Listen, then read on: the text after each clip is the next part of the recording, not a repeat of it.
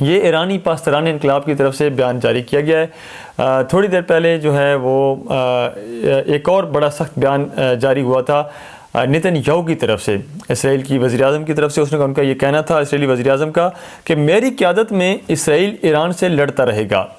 اور پھر نیتن یاہو نے 6 ممالک کا ایک نقشہ دکھایا ہے۔ انہوں نے کہا کہ جی ہم نے ان ممالک کا گلا گھونٹ دیا ہے۔ اب آپ اندازہ لگائیں کہ نیتن یاہو کسی طور پر باز نہیں آ رہا۔ جب سے یہ مذاکرات کا پروسیس بھی چل رہا تھا، اس نے حالانکہ لبنان جو تھا وہ اس پیس پروسیس میں اس کا بارے میں یہ شامل تھا کہ کسی بھی جو بھی مطلب کہ جو الائے ہے ایران کی اس پر حملہ نہیں کیا جائے گا، چاہے وہ حزب اللہ ہو، چاہے وہ حماس ہو یا پھر دیگر جو پراکسیز ہیں ایران کی، کسی پر حملہ نہیں کیا جائے گا، یہ یقین دہانی پہلے کرائی گئی تھی۔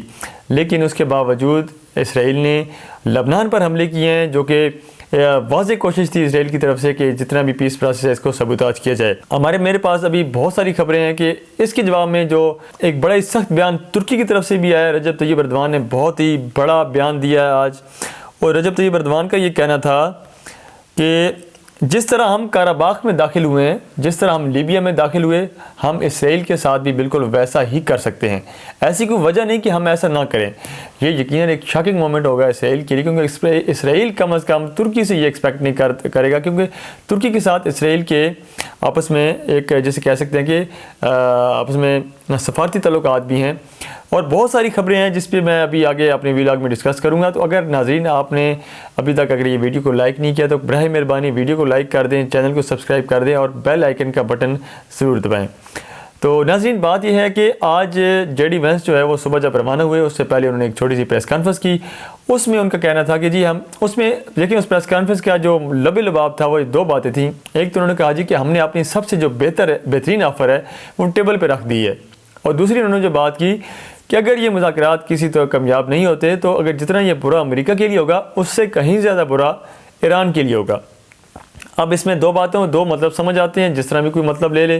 پہلی بات سے تو یہ مطلب سمجھ آتا ہے کہ ابھی تک مذاکرات جاری رہیں گے، کیونکہ وہ ان کا یہ کہنا تھا کہ میں نے ٹیبل پہ آفر رکھ دی ہے۔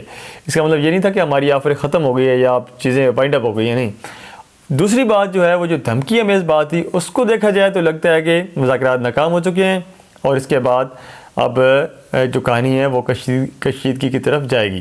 لیکن اگر اس کا پازیٹیو پہلو دیکھا جائے تو پازیٹیو پہلو کیونکہ بعد میں جو ڈپٹی ایرانی فارن منسٹر ہیں ان کی طرف سے بھی بیان سامنے آیا کہ 2 پوائنٹ تک کسی حد تک اتفاق ہو گیا ہے، لیکن اسٹریٹ آف ہارموز پہ ظاہر ہے وہ ایک ڈیڈ لاک ہے۔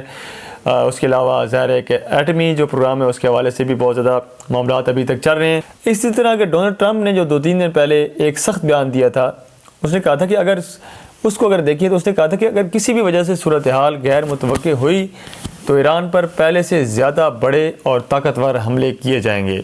سوشل میڈیا پر یہ بیان جاری کیا گیا تھا ٹرمپ کی طرف سے۔ انہوں نے کہا تھا کہ کسی بھی ممکنہ معاہدے تک امریکی بحری جہاز، طیارے اور فوجی اہلکار ایران کے اطراف موجود رہیں گے تاکہ کسی بھی ہنگامی صورتحال سے فوری نمٹا جا سکے۔ انہوں نے واضح کیا تھا کہ اگر حالات بگڑتے ہیں تو امریکہ دوبارہ کارروائی سے گریز نہیں کرے گا، بلکہ اس پر حملے پہلے سے کہیں زیادہ شدید ہوں گے۔ تو میرے خیال سے یہ ابھی تک امریکہ شاید اس چیز کو انڈر اسٹیمیٹ کر رہا ہے، کیونکہ وہ ایک سمجھ نہیں رہا کہ وہ قوم جو کہ پہلے 40 دن آپ نے ہر طرح کا حربہ آزما لیا، ہر طرح کی آپ نے کوشش کر لی، آپ اس کو دبا نہیں سکے۔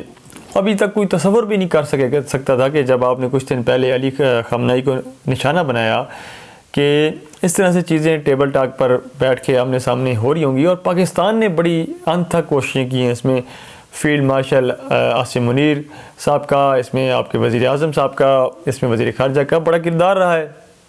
اس میں اسحاق ڈار چائنا گئے، وہاں پہ بڑی معاملات ہوئے۔